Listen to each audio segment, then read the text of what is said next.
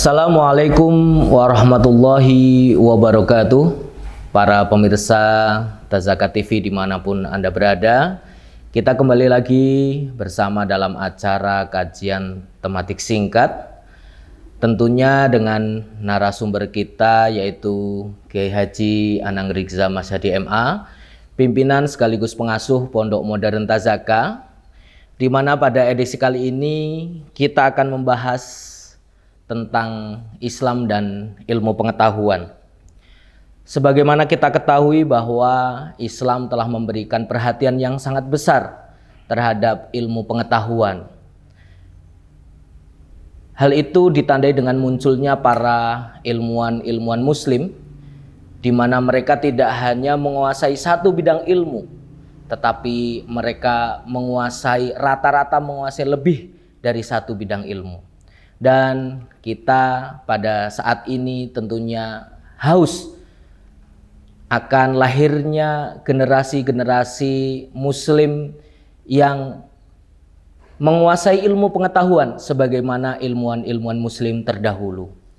Baiklah, pada pagi hari ini telah hadir di hadapan kita Kiai Haji Anang Rizza Masyadi MA, dan kita akan bersama membahas tentang bagaimana pandangan Islam terhadap ilmu pengetahuan.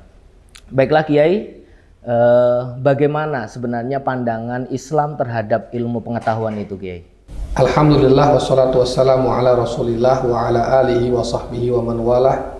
Asyhadu an la ilaha illallah wahdahu la syarikalah wa asyhadu anna Muhammadan abduhu wa rasuluh la nabiyya ba'dah. Allahumma salli wa sallim wa barik ala habibina wa syafi'ina wa qurrati a'yunina sayyidina wa maulana Muhammadin wa ala alihi wa sahbihi ajma'in, amma ba'd. Pandangan Islam terhadap ilmu pengetahuan. Kita tahu bahwa wahyu yang pertama kali turun yang dibawakan oleh malaikat Jibril alaihi salam kepada Nabi Muhammad sallallahu alaihi wasallam adalah Iqra bismi rabbikal ladzi khalaq. Itu kalimat pertama yang turunkan oleh Allah melalui malaikat Jibril kepada Nabi Muhammad SAW. Iqra itu artinya bacalah. Dalam bahasa Arab ini menggunakan fi'il amr. Fi'il amr itu adalah kata perintah. Jadi wahyu pertama itu berisi kata perintah, berisi perintah untuk membaca. Jadi perintah pertama dalam Al-Quran adalah perintah membaca. Semangatnya adalah semangat ilmu pengetahuan. Bukankah membaca adalah jendela ilmu pengetahuan? Ini pertama yang harus kita sadari bersama. Jadi membaca itu ya penting sekali. Membaca itu ya perintah agama, perintah Allah. Maka kalau ada orang Muslim, mukmin, malas membaca atau tidak mau membaca, berarti dia mengabaikan perintah Allah. Dia tidak taat pada perintah Allah, karena perintahnya disuruh membaca. Karena malas membaca, maka dia jadi bodoh. Nah, berarti Al-Quran, wahyu, agama, Allah dalam hal ini, Rasulullah tidak ingin kita ini menjadi umat yang bodoh. Allah dan Rasulnya ingin kita menjadi umat yang berilmu dengan banyak membaca. Karena membaca adalah jendela kepada ilmu pengetahuan. Tentu saja membaca di sini ya bukan asal membaca. Membaca yang dilandasi dengan tauhid. Makanya Iqra bukan titik, tapi ada sambungannya. Iqra bismi rabbikal ladzi khalaq. Bacalah dengan nama Tuhanmu yang telah menciptakan. Artinya apa? Artinya bacaan kita apapun itu landasannya harus tetap tauhid. Sebab kalau tidak, nanti kalau yang kita baca adalah bahan-bahan bacaan ateisme, kita menjadi ateis. Kalau bahan-bahan bacaan kita itu sekulerisme, kita menjadi sekuler. Itulah kenapa Iqra penting, itu perintah, tapi jangan sampai Iqra itu tidak bismi rabbikal ladzi khalaq. Iqra harus bismi rabbikal ladzi khalaq, supaya proses membaca, proses keilmuan itu tetap tidak keluar dari tauhid, tetap tidak keluar dari landasan agama. Nah, itulah pentingnya bahwa apa saja bacaan kita, ilmu, wawasan, itu iman kita tetap semakin bertambah. Maka ada ayat sambungannya itu, ayat lain yang terkait dengan ini. Innama yakhsyallaha min ibadihil ulama. Sesungguhnya yang takut kepada Allah hanyalah hamba-hamba Allah yang berilmu. Apa maksudnya? Karena semakin berilmu, semakin luas ilmunya, dia akan semakin merasa kecil di hadapan Allah Subhanahu wa taala. Dia akan semakin merasa tidak ada apa-apanya di dalam alam semesta ini. Karena begitu dia mempelajari alam semesta, dia akan menemukan bahwa ternyata alam semesta sedemikian teraturnya, sedemikian sempurnanya. Pertanyaannya adalah siapa yang mengatur, siapa yang menggerakkan, bahkan siapa yang menciptakan semua ini. Nah, di situ nalar manusia mentok. Bagi orang beriman, dia menemukan Allah di situ. Jadi orang semakin belajar itu semakin menemukan Allah. Orang semakin tinggi ilmunya, semakin dalam ilmunya, dia akan semakin menemukan Allah. Itulah Allahu Akbar. Rabbana ma khalaqta hadza batila. Jadi itu Pak. Jadi subhanallah, begitu besar perhatian Islam kepada perintah membaca. Lalu bagaimana dengan Rasulullah sebagai suri tauladan kita? Apa bentuk nyata dari perhatian Rasulullah terhadap perintah membaca ini, Ustaz? Ya, hadis yang masyhur yang selalu kita dengar dan kita hafal. Anak-anak santri kelas 1 juga hafal. Rasulullah SAW pernah bersabda, "Thalabul ilmi faridatun ala kulli muslim wa muslimatin." Itu riwayat Ibnu Majah. Menuntut ilmu itu wajib bagi seorang muslim laki-laki maupun perempuan. Ini hadis ini kan tegas sekali bahwa belajar itu wajib. Belajar itu perintah agama. Ini kan artinya perhatian Rasulullah kepada ilmu pengetahuan dengan memerintahkannya untuk terus belajar. Ini bukan hal yang sepele. Ini sesuatu yang besar. Itu yang pertama. Yang kedua, di dalam beberapa peperangan pada zaman Rasul, itu Rasul memberi atau membuat keputusan yang sangat luar biasa menurut saya pada waktu itu, yaitu membebaskan tawanan perang orang-orang musyrik itu.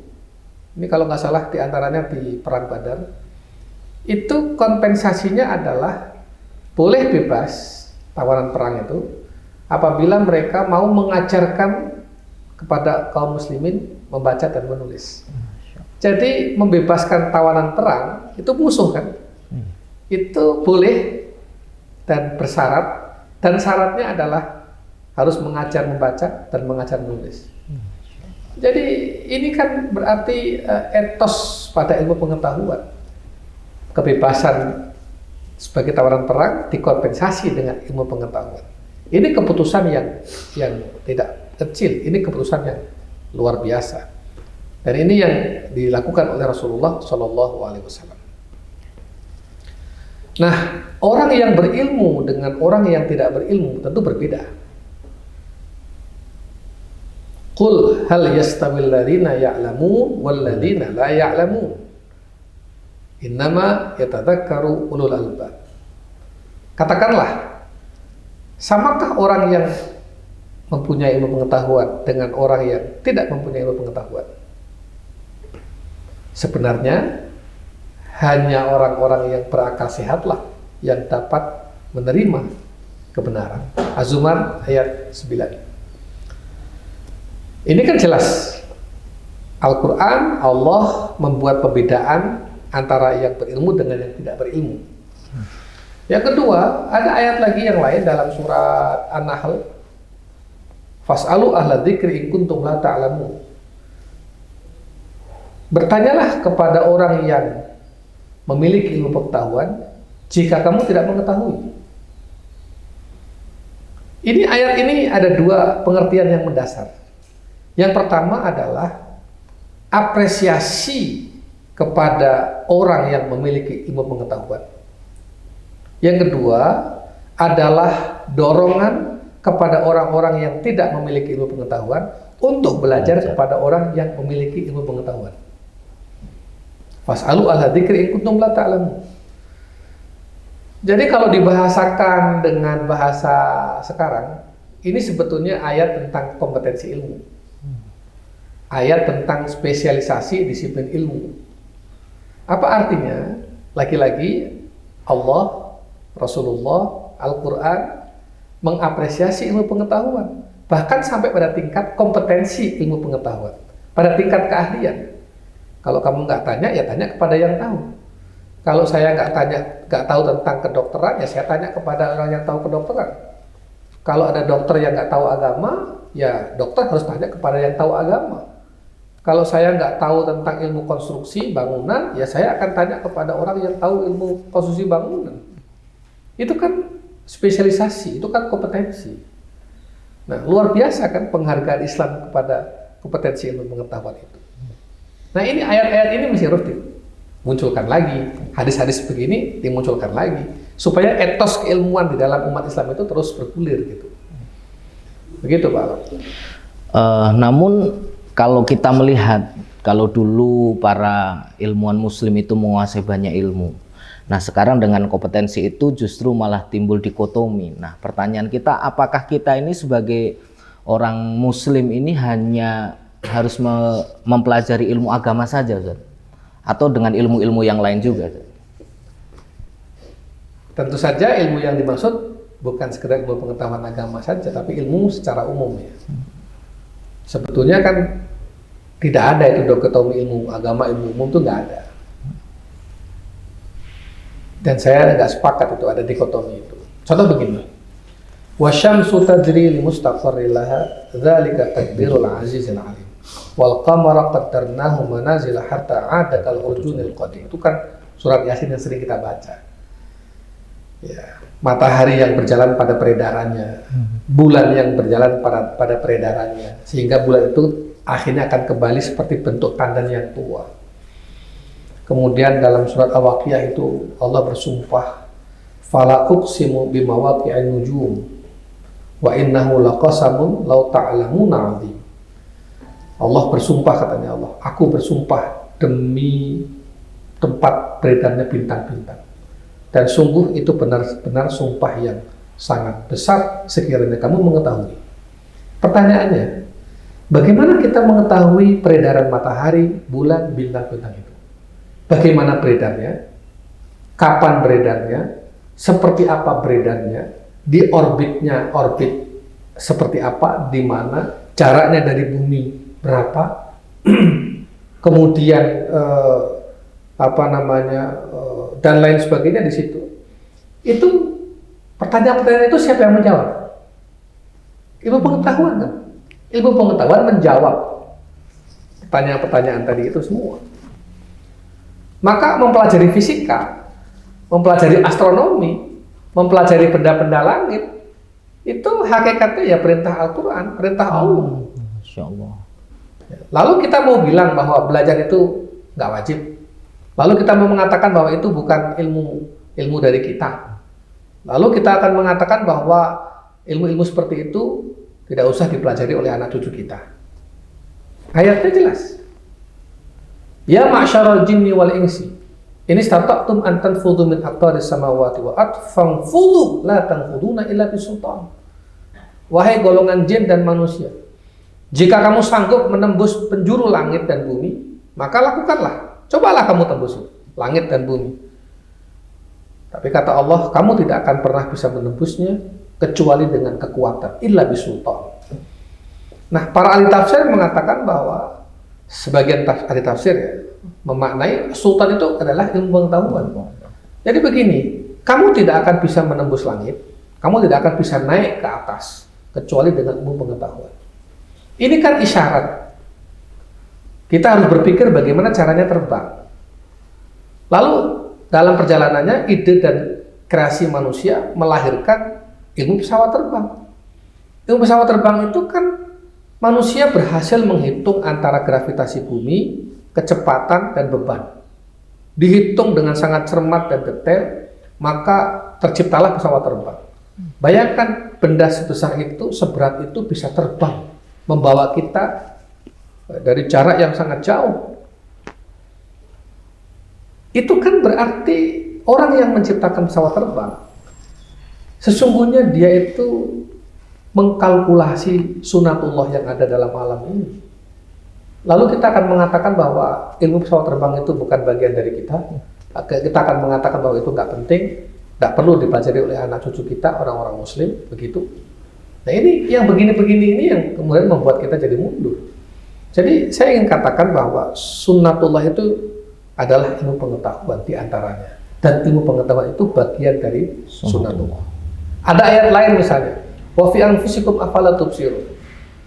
Dan pada dirimu, tidakkah engkau memperhatikan apa yang ada pada diri? Apa makna ayat ini? Ini kan sebetulnya isyarat juga tentang ilmu pengetahuan. Bagaimana kita tahu apa yang ada dalam diri kita? Itu kemudian melahirkan ilmu anatomi tubuh. Dalam diri kita ini ada organ apa saja sih? Oh, ada paru, ada jantung, ada liver, ada lambung, ada ginjal, oh ada saraf-saraf, semua tersusun rapi. Lalu kemudian pertanyaan berikutnya, apa fungsi dari semua organ-organ itu? Apa fungsi jantung, paru, ginjal, liver, lambung, usus, bahkan pada saraf-saraf yang terkecil? Itulah kemudian melahirkan ilmu kedokteran. Ya. Dari ilmu kedokteran, anatomi itu sebetulnya ya perintah agama, perintah Al-Quran. Ya. Bahkan sekarang ini ilmu kedokteran sudah sangat berkembang luar biasa. Spesialis, subspesialis. Subspesialis itu sampai pada tingkat mempelajari saraf yang terkecil. Bagaimana strukturnya, bagaimana hubungan saraf dengan saraf yang lain. Nah, bagi orang beriman, mestinya semakin dia mempelajari sesuatu yang detail seperti itu, dia akan semakin menemukan Allah. Jadi semakin dalam, semakin spesialis, semakin subspesialis, yang terlihat hanya Allah. Orang belajar fisika tidak lihat apa-apa, yang dia lihat Allah di situ. Orang belajar kedokteran sampai pada subspesialis, dia nggak lihat apa-apa, yang dia lihat Allah. Orang belajar bumi sampai dia bisa menghitung, bisa mengetahui apa isi bumi, dia nggak melihat apa-apa, yang terlihat adalah Allah. Itulah kenapa Iqra bismi rabbikal ladzi khalaq. Nah, yang penting lagi itu adalah bahwa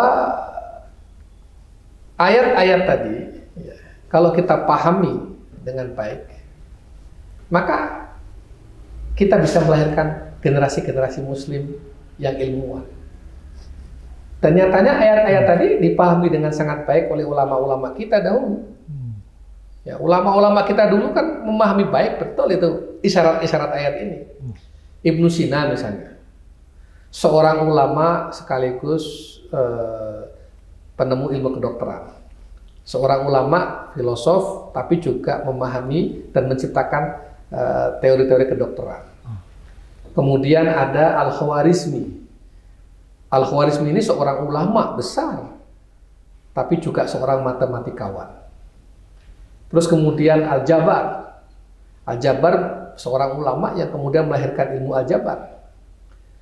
Ada lagi Abbas bin Firnas pada abad ke-9 Masehi. Abbas bin Firnas ini pada abad ke-9 Masehi ya, itu sudah seorang ulama, itu sudah berhasil menemukan dan mendesain alat yang memiliki sayap untuk terbang, layaknya kostum burung. Dan alat itu dibuat dengan perhitungan dan penelitian yang sangat cermat dan rumit. Dan pada waktu percobaannya, ia berhasil terbang cukup jauh, meskipun akhirnya jatuh dan mematahkan tulangnya.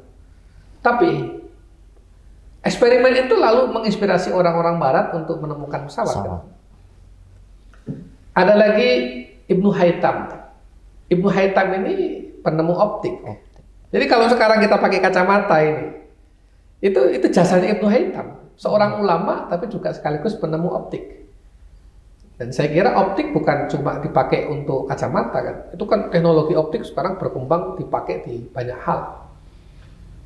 Ibnu Hayyan misalnya, Ibnu Hayyan seorang ulama yang ahli kimia, dan Ibnu Hayyan itu berhasil melarutkan emas dan menemukan asam kuat seperti asam sulfat, asam hidroklorik, dan nitrat. Luar biasa kan ulama kita. Kemudian ada Ibnu Tulun. Ibnu Tulun ini yang menemukan perawatan medis modern sehingga mendirikan rumah sakit di Al-Fustat di Kairo, Mesir. Lalu ada Al-Battani. Al-Battani ini nama aslinya Abu Abdullah Muhammad bin Jabir bin Sinan. Al-Battani ini seorang astronom yang berhasil menemukan hitungan bahwa dalam setahun itu 365 hari, 5 jam, 46 menit, 24 detik. Dan sekarang kita pakai ilmu itu. Sekarang kan kalender kita setahun itu ya 365 hari. Itu jasanya siapa? Ya, jasanya Al-Battani. Lalu ada Ibnu Khaldun. Nah, Ibnu Khaldun itu dikenal sebagai bapak sosiolog modern. Dan Ibnu Khaldun itu adalah pendiri ilmu historiografi. Ya. Jadi mungkin semacam ilmu peta gitu ya. Dan juga ilmu ekonomi. Nah, umat sekarang ini merindukan lahirnya kembali ulama-ulama yang ilmuwan seperti mereka-mereka itu. Alhamdulillah kita punya Habibie. B.J. Habibie itu seorang muslim yang taat, orang Indonesia lagi, yang ahli dalam bidang pesawat, dan Habibie itu berhasil menghitung dengan sangat teliti dan sangat cermat, sangat detail tentang problem keretakan pesawat terbang. Jadi pesawat yang mengudara dalam kecepatan tinggi di udara itu kan harus dihitung, kalau enggak kan retak pesawatnya, sayapnya itu nggak bisa terbang nanti. Nah, Habibie bisa menghitung itu, makanya disebut dengan Mr. Crack ya, dalam dunia kedirgantaan dan aeronautika. Nah, anak cucu kita ke depan harus disiapkan untuk menjadi ulama yang ilmuwan yang ulama. Kalau dalam bahasa Kiai Haji Imam Zarkasi itu, Allah yarham, pendiri Pondok Pesantren Darussalam Gontor, ulama yang intelek, bukan sekedar intelek yang tahu agama. Subhanallah, Masya Allah. Jadi semakin dalam kalau kita pelajari hubungan Islam dengan ilmu pengetahuan itu ternyata begitu besar. Nah, lalu apakah boleh dikatakan misalkan jadi Islam itu ya ilmu pengetahuan gitu? Juga termasuk tadi kalau kita kaji Al-Quran itu ya sebenarnya adalah sumber dari ilmu pengetahuan itu sendiri. Ya memang seperti itu. Orang beriman itu mestinya tidak anti terhadap ilmu pengetahuan. Karena apa? Karena agama dan ilmu pengetahuan itu berjalan berdampingan, beriringan, dan tidak mungkin dipisahkan. Makanya ada yang disebut dengan ayat-ayat qauliyah, ayat-ayat Allah yang bentuknya tutur. Al-Quran itu kan ayat-ayat qauliyah, dituturkan oleh Jibril pada Nabi Muhammad, lalu ditulis. Jadilah Al-Quran, mushaf. Itu ayat-ayat qauliyah.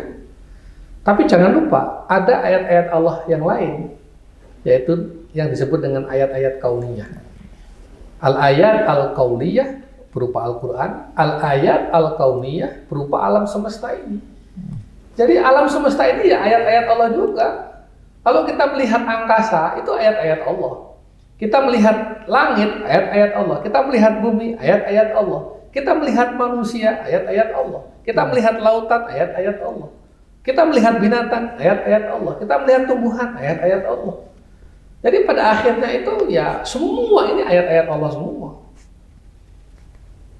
Maka kan orang itu sebetulnya orang beriman itu, dia tidak bisa tidak menemukan Allah dimanapun dia berada. Jadi kalau saya melihat Pak Alam ini, yang saya lihat, oh ini ciptaan Allah, lalu saya menganalisa, saya memahami, iman saya bertambah. Kenapa kok orang karakternya berbeda-beda? Nah, ketika itu dibahas dengan keimanan Bismillahirrahmanirrahim, yang ditemukan Allah. Gitu. Makanya kan seringkali Al-Quran menohok kita dengan pertanyaan kan, afala yatadabbaru, afala taqilun, afala yatafakkaru, afala tubsiru. Itu kan nohok kita sebetulnya. Sudahkah kamu berpikir? Sudahkah kamu mengambil pelajaran? Sudahkah kamu memperhatikan? Sudahkah kamu mentadaburi, merenungi, mengkaji? Nah, pertanyaannya sudah belum? Nah, kita belum ternyata. Jadi afala tadabbarun? Belum. Afala taqilun? Belum. Afala tubsirun? Belum. Terus bagaimana kita ini? Itulah kenapa kalau Al-Quran itu hanya dibaca, tapi nggak dipahami. Orang sekarang kan lomba-lomba membaca Al-Quran, banyak-banyak kan. Tapi miskin pengetahuan karena dia tidak mencoba memahami Al-Quran itu. Jadi membaca Al-Qurannya rajin, disuruh ngaji nggak mau. Jadi orang Islam akhirnya kehilangan etos keilmuan, kehilangan perspektif terhadap Al-Quran itu sendiri. Itu Pak Alam. Baik, ini mungkin pertanyaan terakhir, Kiai. Lalu bagaimana atau apa pesan Kiai kepada para santri utamanya sebagai generasi khairul ummah dan juga kaum muslimin secara umum tentang ilmu pengetahuan dan teknologi, atau mungkin lebih spesifik lagi peran mereka, peran kita semuanya terhadap perkembangan ilmu dan pengetahuan ini? Pesan saya, etos ilmu harus terus ditumbuhkan kepada umat. Bahkan bukan cuma ditemukan, tapi bagaimana etos keilmuan itu harus menjadi etos hidupnya umat Islam. Jadi semangat untuk terus belajar, membaca, menulis, dan lain sebagainya. Jangan tinggalkan ilmu, jangan tinggalkan membaca, jangan tinggalkan menulis. Karena itulah yang akan melahirkan peradaban kita. Dan dulu sudah pernah dipraktekkan oleh para pendahulu kita dengan sangat gemilang dan cemerlang. Yang kedua, siapkan anak cucu kita untuk mengembalikan kejayaan Islam melalui ilmu pengetahuan. Kita sudah lama tertidur, nggak bangun-bangun, dan kita sudah lama tertinggal, bahkan sangat jauh kita tertinggalnya.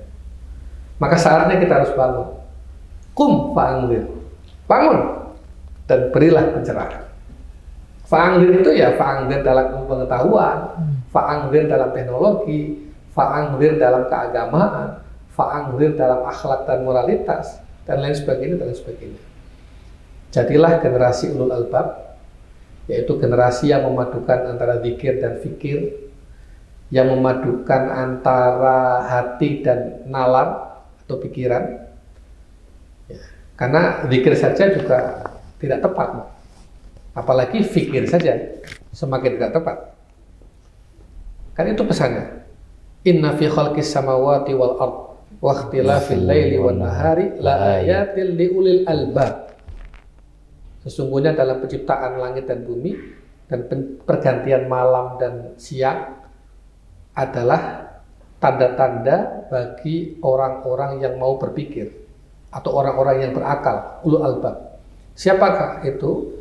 Alladzina yadhkuruna Allaha qiyaman wa qu'udan wa 'ala junubihim wa yatafakkaruna fi khalqis samawati wal ard. Rabbana ma khalaqta hadza batila.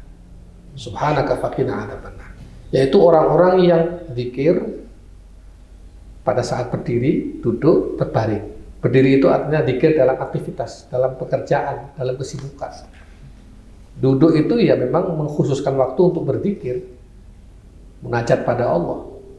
Lalu kemudian wala junubihim itu ya zikir dalam keadaan yang sulit, dalam musibah, dalam sakit, dan seterusnya, dan seterusnya. Tapi jangan lupa wa yatafakkaruna fi khalqis samawati wal ardh. dan memikirkan tentang penciptaan langit dan bumi. Kan itu isyarat pengetahuan.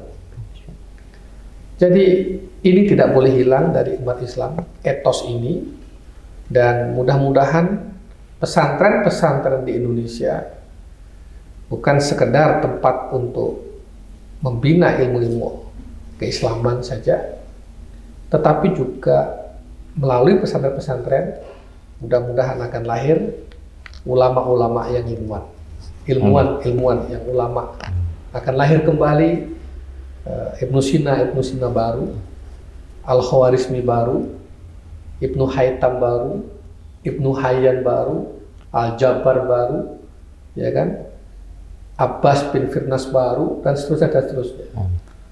Dan saya yakin kalau pesantren serius mengorientasikan pada etos itu, insya Allah dalam waktu yang tidak lama ke depan kita akan memiliki generasi-generasi yang mutafaqih fiddin, ya, berakhlakul karimah, ya, tapi juga dia menguasai ilmu pengetahuan dan teknologi. Saya kira itu yang bisa saya sampaikan. Terima kasih Kiai atas pencerahannya dan juga nasihat-nasihatnya kepada kita. Yang terpenting kita harus menggalakkan etos membaca, juga etos untuk belajar tentang ilmu pengetahuan dan teknologi, supaya peradaban dunia ini kembali kepada pangkuan Islam. Kita akan kembali lagi dalam edisi kajian tematik singkat yang akan datang, dan kami tutup atas nama kru yang bertugas pada edisi kali ini. Kami mohon maaf dan kami pamit undur diri. Wassalamualaikum warahmatullahi wabarakatuh.